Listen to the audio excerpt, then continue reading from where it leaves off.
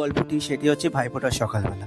ভাইফোঁটার সকালবেলা একটি ছোট্ট সেলফি এবং এরপরে পৌঁছে যাই একটি কাজ করার পরে দিদির বাড়ি। দিদির বাড়ি পৌঁছতে আমাদের প্রায় দুপুর 2টো বেজে যায়। তার জন্য দিদির সঙ্গে একটুখানি খুনসুটি এবং আমার দিদির ছেলে অদ্রিজিৎ দে, তার সঙ্গে বোনের একটু খুনসুটি এবং তার অদ্রিজিৎ দের সঙ্গে আমার ওয়াইফের মানে কাশ্মীকার একটু খুনসুটি।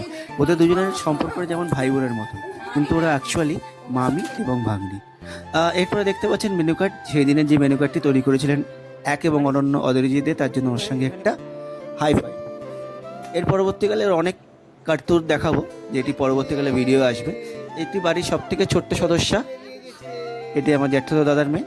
এটি একটি স্পেশাল ভিডিও, তার জন্য আলাদা করে অ্যাটাচ করলাম। এরপরে ছোট্ট ভাইরা, ছোট্ট ভাগ্নে, ভাইজি সকলে যে ভাইফোঁটা সেশনটি কমপ্লিট হলো এবং প্রচুর গিফট আদান প্রদান হয়েছে একে অপরের মধ্যে।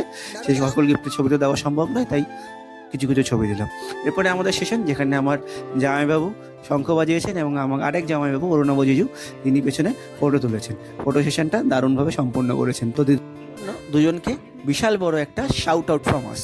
তো এরপরে আমাদের সেশনটা সম্পূর্ণ হলো। দেখতে পাচ্ছেন এই সেশনে প্রথমে দাদাদের একে একে সবকে ফোঁটা দিয়ে আমার সেশনটা আসবে, কারণ আমি সবার বাড়ির ছোটো, তো এইটা খুব ডিপ্লোম্যাটিক ব্যাপার যে সবার জন্য বসে থাকতে হয়, খুবই ফার্স্টেটিং লাগে। সবাই ফোঁটা নিয়ে নিচ্ছে, আমি বসে আছি, কিন্তু লাস্ট কিন্তু নট দ্য লিস্ট ফটো আলাদা করে একটা লাগিয়েছি, কারণ নিজের একটু ক্যাথ আলাদা করে দেখানোর দরকার।